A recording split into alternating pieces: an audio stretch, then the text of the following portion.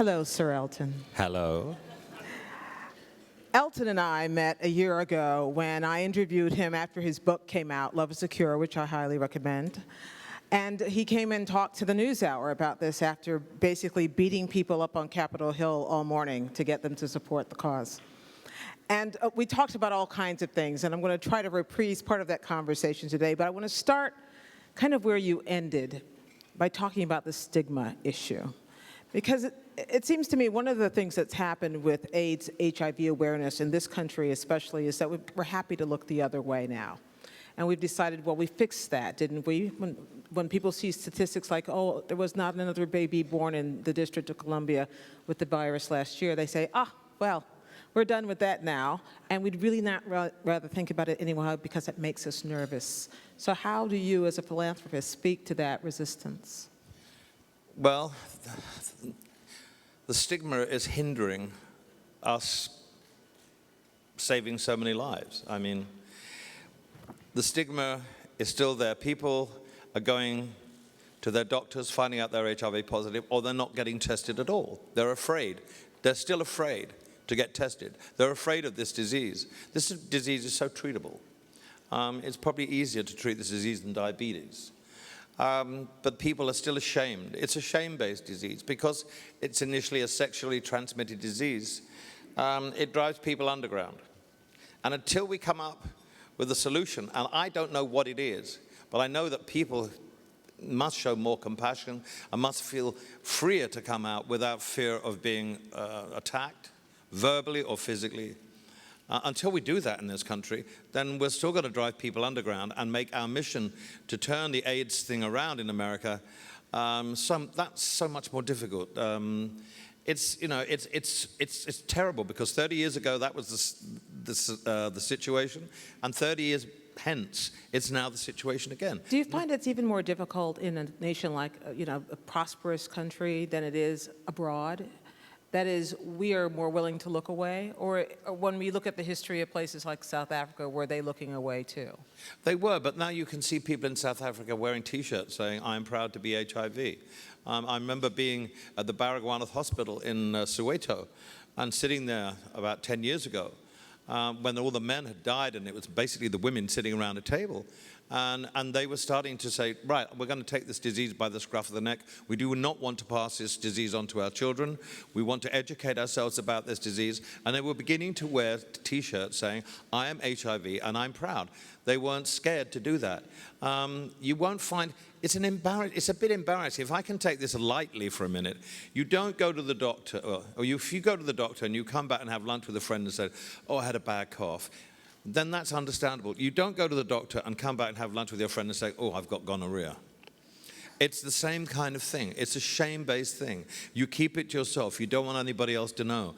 What people have to know is that there are resources out there and systems that can help these people come out and that are positive and help them enter the real world again. But they're so afraid to do that. You're speaking to a room full of people who are philanthropists or aspire to be such. So, you started this 21 years ago thinking, I am very affected by the story of this boy and I want to stop this scourge. What was your biggest surprise in trying to turn it into what it's become?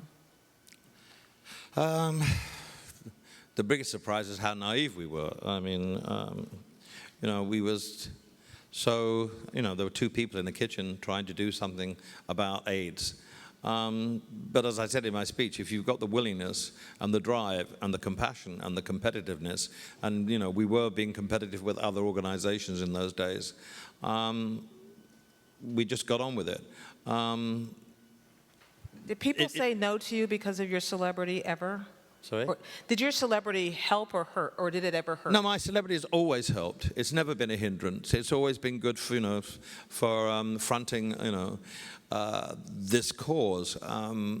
Sometimes it may have been a hindrance initially because there have been so many celebrity foundations that had floundered on the rocks. Because one thing I wanted to do when I started this foundation, I'd seen so many celebrity foundations putting on events, flying people in, putting them up at hotels, and I'm not stupid. I'm thinking, well, where's the money going to go?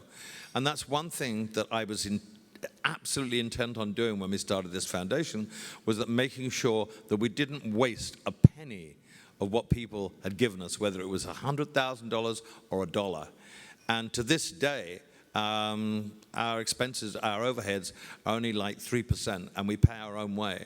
And it's always been like that. That's crucial to any charitable organization that's worth its salt, is to make sure you don't waste the money, run a tight ship, and make sure you keep an eye on where the money's going. That's why you have a good committee, why you vote on certain things, you get together. That was imperative to me because, you know, I'd seen millions of dollars go down the drain. How much did you decide you were going? When you started this, you thought, I'll just raise a couple $1 million and then I'll be done? Did you know this was going to be a lifetime work? And if you're an individual out here who thinks, I'd like to do a thing or two, but I just don't have that kind of celebrity or money, what do you tell them? The thing about philanthropy is that unless you go and see what your work or your money has done, then you just, you know, you carry on without the inspiration maybe. When you go and see, no matter if it's in America or Latin America or the Caribbean or Africa or wherever, in Europe, once you go and visit people who have benefited from your help, no matter how small their housing or whatever, we gave a lot of money to housing in Manchester and Edinburgh to start with, and to go and see those people's faces. Unless you go and see what your money is doing. I was in Africa, in South Africa, about 3 years ago, and I was visiting a new site that we'd funded, thanks to Annie Lennox. And I was feeling very, very tired and very worn out. And on the way to the car, I said to David, my partner, God, I don't think I'm up for this. And I got there, and within 5 minutes, just being around those people, the energy, the gratitude that they show you, just said, okay, it filled my tank up within 5 minutes. You have to visit what you give, and you have to see these people because it makes you want to do more. When I started out, I had no idea what I was getting into. What I've got into is just a succession of wonderful, wonderful memories. Some of them, you know, some of them so moving that you can't really put into words. Some of them so harrowing that it forces you to do better. I don't have to tell anybody in this room. They've all done it themselves. But until you go and see the people that receive what you are giving them, or what the people who give you the money are giving to them, then you have no idea. You must go and visit, because then your heart will be in it until the day you die. And I will be doing this until I drop down dead, because I love it. I love the people that we go and visit. I love the human spirit. The human spirit is so astonishing. When you see what people have and have not, and the gratitude they have when they have nothing, makes me feel that small. And that's what keeps me going. Have you seen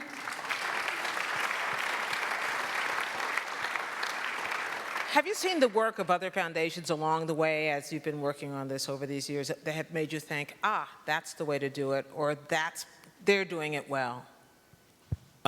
You know which ones are doing well, and you know which ones are not doing it well. And you've seen people with all the good intent in the world fall by the wayside because they just weren't doing it the right way. What it's come to now is a streamlining of foundations in the AIDS field, and we all work together. We're more of a template. What we do, we go out and find a really good thing to start, whether it's in Africa, Latin America, whatever, the Caribbean, and we lay the groundwork. And then other bigger organizations look at us and say, that's worked, like Mothers to Mothers, then let's take it further and expand it. So we're kind of like the little experiment. We're the guinea pig foundation. But we all work together, and we have to work together. There's no point in being, I mentioned earlier about being competitive. Well, I was in the early days. I wanted my foundation to be the Rolls-Royce of foundations. I wanted it to be spotless. I wanted it to have no scandal. I wanted it to be the best of the best. And it still is the best of the best, but there are other foundations that inspire you, and other individuals, of course, who inspire you. And, we're all in this together. It's not a competitive thing anymore. It's just, let's get together and see how we can solve this stigma thing, this getting the medicine to people who need it, areas in the world that are going to self-implode, like maybe the Middle East and China and the former Soviet Union. We all know that the former Soviet Union has got a lot of cases of AIDS that haven't been reported, but we're just finding out about the Middle East and now China, which I visited last year. Both of those areas give grave concerns to us. How do you measure, in the end, you're doing a great thing, it's your life's work, it's your passion, but how do you measure impact? How do you know that it is having its intended effect? By the results that we get through and by visiting the projects that we fund.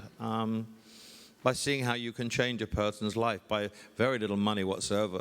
But I think if you go and you show that I'm not just a figurehead on a piece of paper or a name on a piece of paper, that I actually care about the people that we're involved in, that's, I think, more inspiring. When someone gives you a little bit of their time, I think it's just as important as writing a check. When people say to me, what can you do? What can I do? I said, do something, volunteer, give people a little bit of your time. It's just as valuable as a donation, because you will gain by it and people will definitely gain by it by you being interested in them. To take an interest in people, you measure it by that. You know, I'm an optimist. We will win. We will win. And the end is inside, as I said, but we just can't take our foot off the gas pedal right now. We've got to keep going. Give him a hand for that, by the way.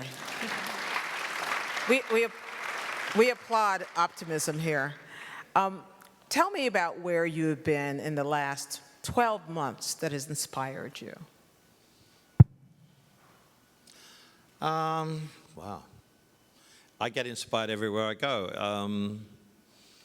You mean from an AIDS or a philanthropic point of view? Yeah. Yeah, we can do, or anything you want, actually. You might tell me something more interesting if I just open the door here. China.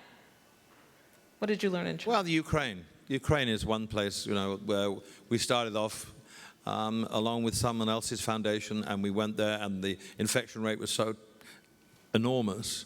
And then a PSA that I did with David Beckham, kind of astonishingly enough, kind of reduced the infection rate quite quickly. And then I went and did a concert there about 5 or 6 years ago, then another concert, and then last year another concert. And you see the effect that our foundation has had on the streets of Ukraine, where there are 200,000 young people living homeless with no heat, no facilities for medicine or whatever. And we went and we found a kind of, not a hospice, but a place where people can go who are pregnant with their babies, the young girls, and they can have proper medicine and scans. And it's incredible. The girls who all come in and said, all we care about is that our baby is not HIV positive. That's all I want. And these girls have nothing. They're sleeping on the streets rough. They're having sex with their boyfriends. There's drugs involved. But this place that we helped to create is like a beacon. It's an oasis in a desert of crap. Is this wonderful place where these girls can go. It's this little infinitesimal thing, but it just warms your heart to see them having their scan and to know that their baby's okay, and to know that they're not HIV positive, that the baby's not HIV positive. So that was one place where we've made really great strides. And you know, I've faced a lot of, you know, people saying I shouldn't be there because I'm gay, and you know, it's all intertwined. The whole gay Who thing. says that? I mean, the whole really, gay that comes thing in up? Russia, the whole thing about stigma with AIDS, it's just so unchristian. The people in this country that are not prosecuting, but that are attacking verbally and physically people who they don't understand, who have HIV, who have a gay lifestyle, they are not Christians. They hide behind their Christianity. They hide behind the word God. They're the most least Christian people I can think of. There are so many people out there in the workplace every day doing so many good things, and yet these people who are filled with hate and have nothing to spill but hate. What are they afraid of? What are they afraid of if their son says, I'm HIV positive? What are they afraid of if their daughter says, I'm gay? I don't know what it is, but they better wise up, because the world is changing. The dominoes are falling. Gradually and gradually and gradually, we are winning. And these people are going to get left behind. But unfortunately, the things that get left behind along with these people are the devastations of families breaking apart because of the general ignorance of these people. You know,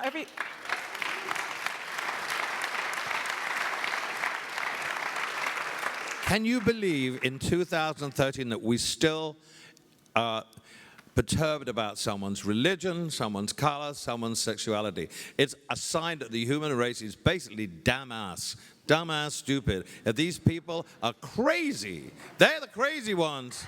We're not crazy, we're the good ones. These people are crazy. It really drives me insane to think that in this day and age, people would maybe object to seeing you on television in somewhere, or me because I'm gay. And we've come a long way, but we got a long way to go. we do, but everything I read tells me that people are growing more, especially in this country, more and more tolerant and accepting of people and their families who are different from they are, or marriage. And I wonder whether you see that as well, and whether that has any connection, no? It is, because I say the dominoes are falling. Right. Gay marriage is possible, everything. You know, you can't get things done overnight. I've been so fortunate in my lifetime to be able to have a civil partnership with David in my own country. Now, next year, we can get married if we want to. It's an amazing change of face. But there are still people around that still believe what they believed before through their parents. We have to pray that the next generation of children and the children after them will be great leaders. I think they will be. I'm an optimist, and I think that in the future things will get better. But I just can't believe, I want them to get better straight away, and I just can't believe this ignorance is still amongst us. You know, there are people in this room who have a lot of different causes. Yours is HIV/AIDS. There are environmental causes, people who are interested in poverty, people who are interested in infrastructure, people who are interested in climate change, a lot of different issues. Is there any way to get these groups to collaborate in a way that serves all of their purposes? I think collaboration in general is a good thing. I've had a writing partner for 46 years. I'm a collaborator by trade. I like to write musicals. I like to be involved in, when we do films, to collaborate with people.